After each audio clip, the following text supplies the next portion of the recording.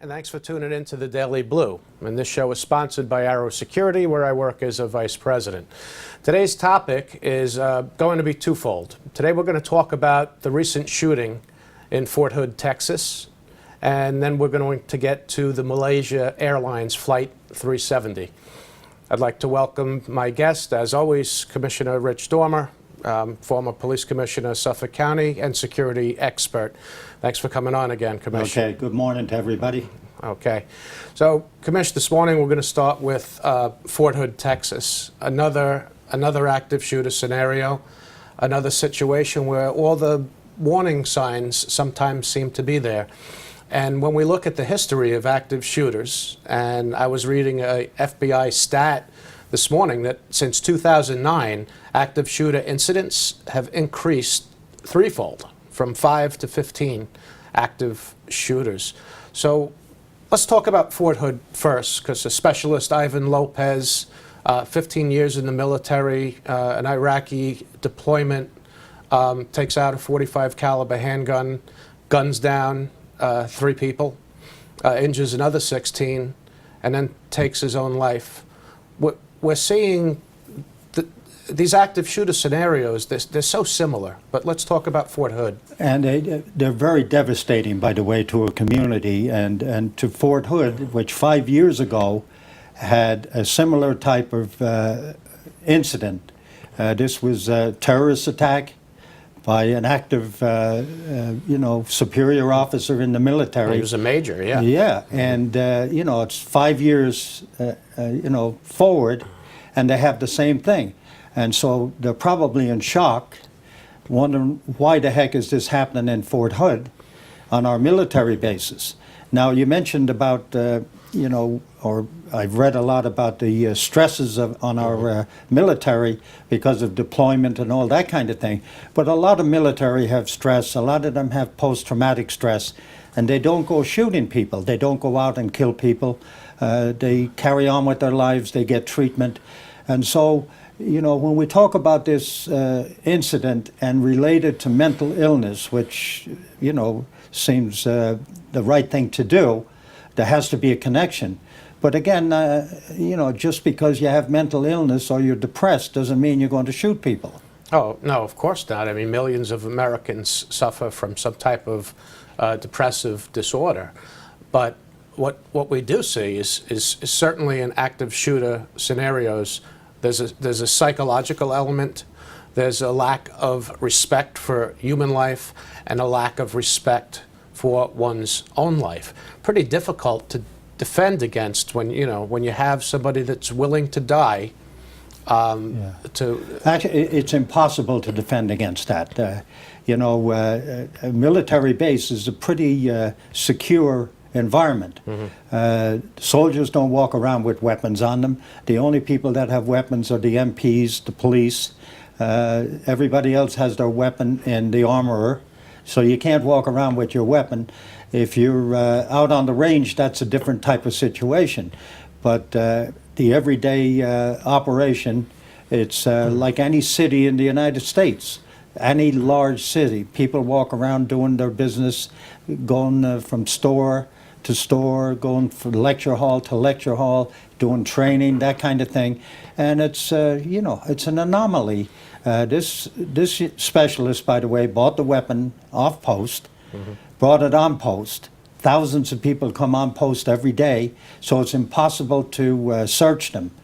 It just can't be done. And everybody agrees that that's impossible to keep weapons off an installation like that. So I have a twofold question for you. Question one would be, given the psychological elements of, returning war veterans, going onto military bases, or even in returning to their home communities, should the military institute some type of a mandated psychological screening for our returning war veterans, however, make it a repetitive screening or a follow-up every 6 months? I'm a therapist, I'm not a psychiatrist, but when we see these anxiety, depression, post-traumatic stress, it seems dangerous that some of these folks suffering from mental illness could have Well, access the to firearms. preliminary information that we hear from this fellow's background is that he wasn't in combat. He wasn't getting shot at every day, you know, like some of our military. He spent 4 months over in Iraq as a truck driver. I'm not saying that it's easy duty. I'm saying it wasn't in combat. He comes back. There's obviously something else going on in his life. You know, I talk about stresses of the job, but also people have a lot of stresses in their personal life, in their makeup. It could be family issues, you know, personal issues, demons that nobody knows about. Although he was under treatment, he was receiving medication for his depression. But nobody could have foreseen that he was going to kill people. And that's the problem with a lot of these incidents, where nobody could predict that they were going to do something like this. And people that know the shooters, by the way, in a majority of cases say they were normal, they smiled, they said hello, they were a good neighbor, and it's a shock to everybody that they went over the edge. Should we have a more comprehensive psychological follow-up with our returning military men and women? I guess that's my question. Yeah. From what I know, dealing with the veterans that came back from Afghanistan and Iraq into the police department, the military does a terrific job in taking care of their soldiers. From being overseas, they have help there with issues that they may have to deal with issues. And then when they come back, the VAs, and they take a bad knock on this. I'm very familiar with the VA in Northport. They do a tremendous job. And so a lot of the veterans, by the way, they're just like cops. If they have a problem, a personal problem, they won't seek treatment. To them, it's a sign of weakness to seek out counseling or to go for medication. And so they shy away from it. It should be an educational type of thing to these young people, that it's a sign of strength when you have a personal issue or you have an issue with your job, to go for help, get counseling. If you need medication for a short time, get medication. And it shouldn't be a negative against them. They're always worried about their careers and about how people will look at them, you know, label them as crazy when they're really not crazy. So Mike, from my experience, the military does an outstanding job with their soldiers over the last few years. These things are going to happen. You can't prevent this stuff. And that's the terrible thing with this, is that you can't prevent it. Right. Now, we've spoken on this show multiple times over the months that we've been on the air about active shooters. The psychological component is real. Depression is real. Post-traumatic stress disorder is real. And granted, these people, every single one of them, are not going to become an active shooter. But you remember the MTA expression, and we've said it on this show before, that if you see something, say something. So not only is there a reluctancy on the part of somebody that may be experiencing depression, anxiety, maybe not diagnosed with post-traumatic stress disorder yet, but maybe it's a pending diagnosis and we don't know. We say so often, if you see something, say something. And this speaks to the family and the friends of somebody around somebody that's experiencing these symptoms. Like you said, not everybody's going to become an active shooter, but I really believe in the see something, say something mentality, because I believe it could help to mitigate something that could become an active shooter. Well, that's a good point, Mike. I think when this investigation is completed, and they'll do an autopsy, so to speak, on his behavior over the last months and years. Profile. Yeah, and there'll be hints of leading to this. I mean, he just bought the weapon. Why did he suddenly buy that weapon, that .45? Somebody close to him, did they know about that, or did he do it very secretively? From what we hear, the gun shop followed all the rules. He had no problems with his background, no criminal record. You know, again, your medical records are private, so they wouldn't be privy to him, you know, with mental issues, which could be a problem. Should you sell a weapon to somebody that's being treated at the base for Right. depression?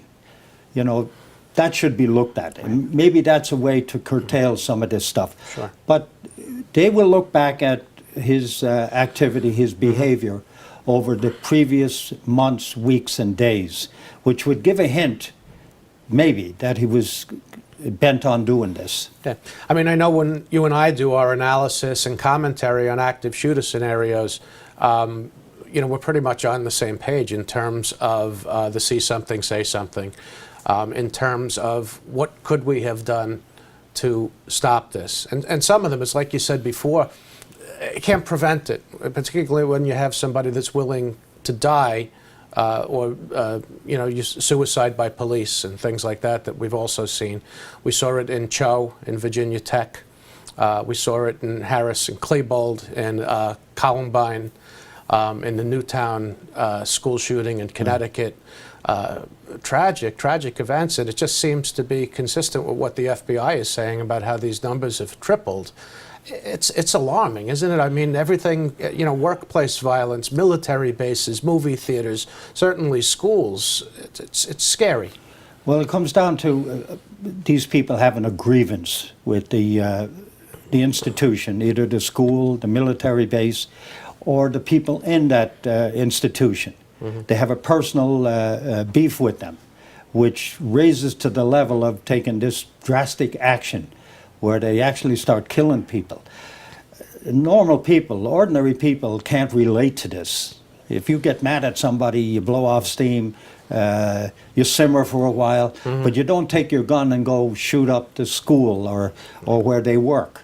It's way outside the pale. And so, you know, can we tell a psychologist or a psychiatrist can't tell if somebody is going to be dangerous. They can, you know, examine them, they can talk to them.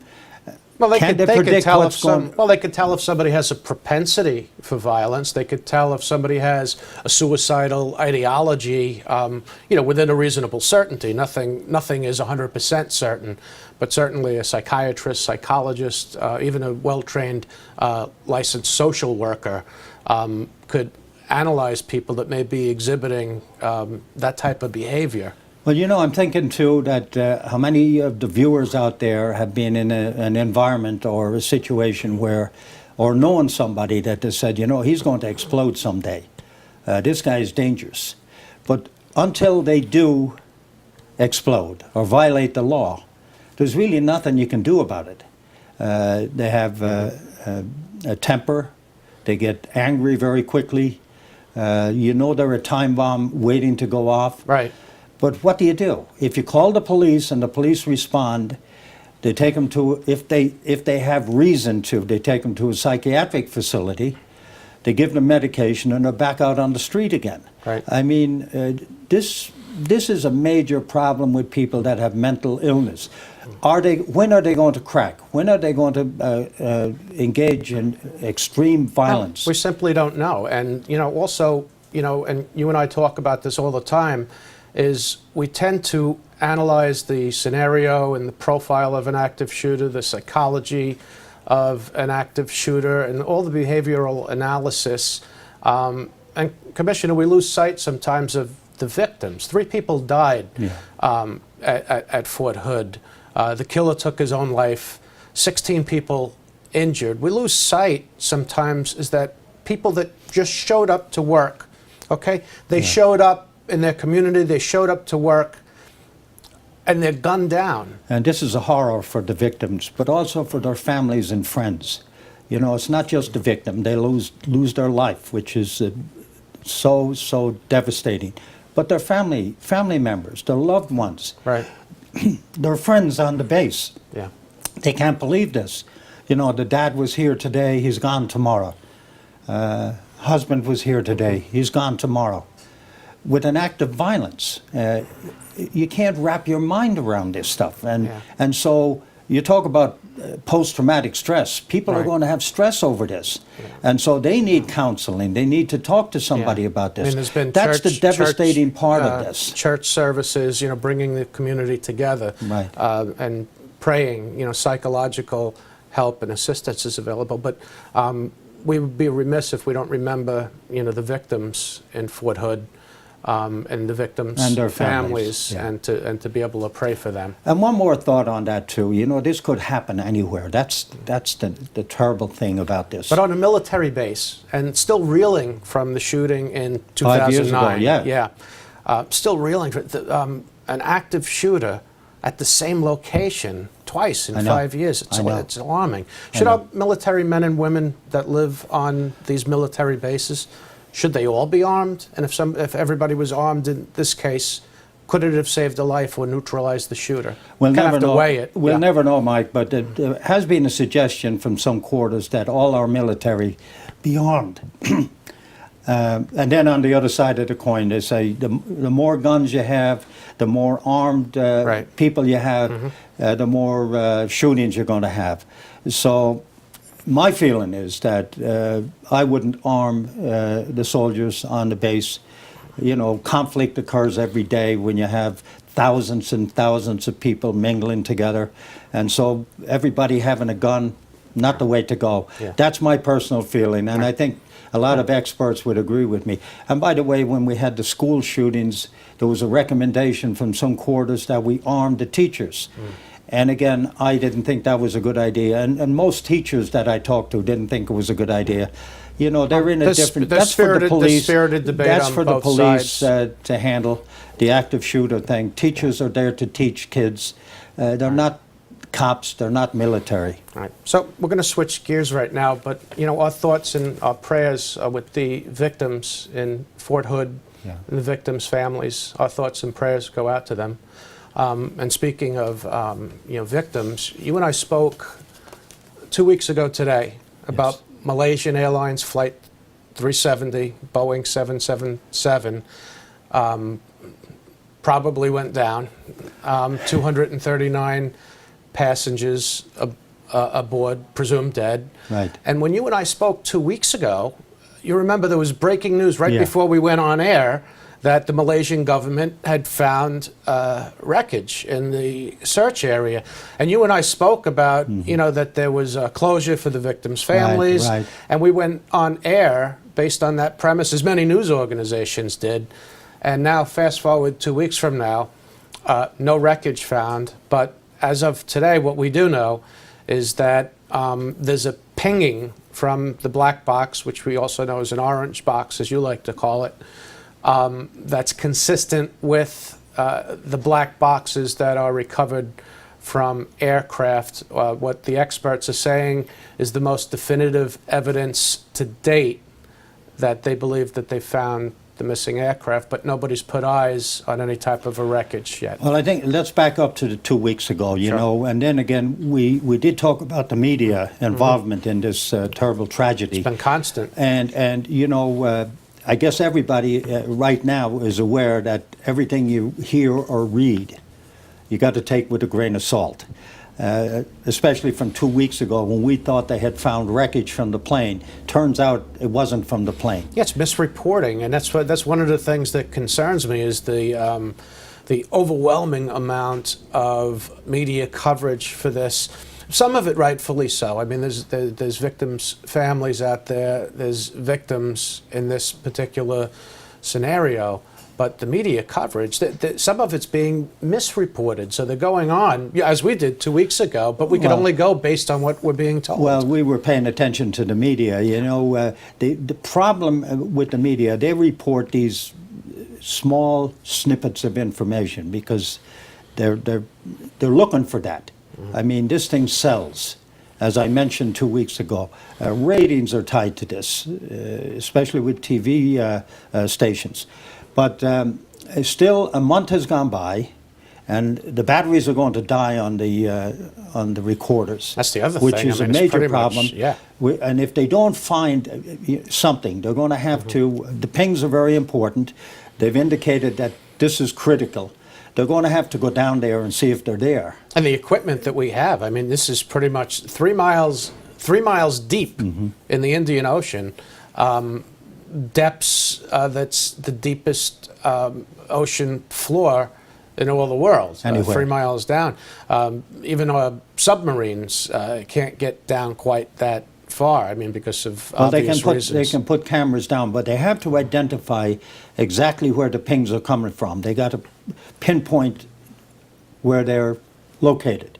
Then they go down with the camera, and that camera will scan the ocean floor. Scans the whole topography. Yeah, and it'll find out if there's wreckage there, if there are any plane parts. That takes time, and again, a vast ocean, vast territory.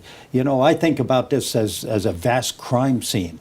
I mean, can you imagine that you're trying to put this thing together? Thousands of square miles. Yes, and you're looking at it as a crime. We don't know yet what happened. Right. We don't know if it was, the plane just, went down Well, on I its mean, own. Did somebody take it down? It had an original route. I mean, Mike, if you could bring up the original route, it was flying, dead north. Yeah. And then what we do know is it made a turn left. So we know that. We also know that it was one of the safest aircraft in the sky, a Boeing 777. It doesn't drop out of the call. sky, No. and I think your viewers, will know that. This is a very safe plane. The equipment on the plane is, top notch. They fly millions of miles a year without mishap. Yeah. Something happened on that plane. Now these Well, boxes, there was no doubt that there was human intervention, and whether it was on the part of the pilot, whether it was on part of the co-pilot, and God willing, they recover the black box. Maybe there'll be some more that will information. recorded the conversations in the cockpit, which are very, very critical to the investigation. They may find out that the pilot and co-pilot had no part in this. That is possible. It's speculation now to blame somebody. I mean, that's what people do. Was it the plane that started to Well, it was blow up? it could have been hijacked. I mean, we know that there were 2 stolen passports by Iranian nationals. We know that they completely went through everything that has to do with the pilot, with the co-pilot. Information came out about the co-pilot that he had unauthorized women in the cockpit. But does any of this mean anything? No, no, it doesn't. I mean, that's a sideshow. Who was in the cockpit 2 months prior to this incident? I agree. What happened with this incident with the plane? If it was hijacked by terrorists, somebody would have taken credit for it, because that's what terrorists do. They terrorize people, so they don't fly. They terrorize government. That didn't happen here. Nobody took, responsibility or the blame for this plane going down. So this is a real mystery. This is why it's so hard to wrap our minds around it. Yeah, I still can't get my arms around this particular case. You would think with all of the technology that we have available to us today, satellites, in the air, radar, there's ships out there, there's, every bit of high-tech equipment, and we haven't laid eyes on or detected definitively any part of this plane's fuselage. I know. We're all very aware of the technology that's out there today. From our cell phones, we know our cell phones can be tracked because of the towers. We have satellites flying over all the time. We know that they can take pictures of cars on highways, actually give you plate numbers from some of them, if it's angled properly. And so everybody is wondering, why the heck didn't the technology detect this plane, even if it was off course? It doesn't make sense. But again, that's a vast area, over the Indian Ocean. Right. And now it's pretty much from the area that the black boxes, that this ping is being heard from the black boxes, is consistent with previous reports that it was west off the coast of Perth, Australia, and south. So it's within that search area that they've been looking in, for many days. Well, if not reading the weeks. media reports this morning before we came on, Mike, would indicate that this is important. These pings are important, but speed is also of essence now, because if the batteries die, they're not going to find them, and they need to find these boxes because that's where the data is. So the timing right now is, I mean, you talk about time critical, this is time critical. There could be literally hours left on it, maybe, I mean, nobody could pin a battery life down exactly 30 Exactly, days. yeah. It's going to die. We don't know. But the thing is that 2 weeks ago we were talking about families having closure. Is a pinging in a black box, does it help to give families closure? No, I don't think so, Mike. Not till they find out definitively what happened. That's what you need. What happened to our loved ones? And so that's, again, to repeat, finding these boxes, bringing them to the surface, which is going to be another challenge. Right. This is going to take time. And then, of course, if they get them on board, they Right. can be analyzed. Yeah, it's a very, I mean, you know, we talk about it being in the media, and the media may be over coverage, but certainly the mystery of Malaysian Airlines Flight 370 has the world riveted, and I'm still curious to see if they're able to find, you know, the wreckage from this aircraft. So, so that wraps up today's show. You know, Commissioner, as always, thank you for coming on. Okay. With your expertise and expertise in security, we certainly appreciate it. Your commentary and your analysis. So that's our show for today. Please tune in to the Daily Blue for not only Get Secure, but you know, all of the programs that they broadcast. And that's it for today. I'm your host, Mike Blangiforti. We'll talk more about some current events next week, April 14th. And thanks for tuning in to Get Secure.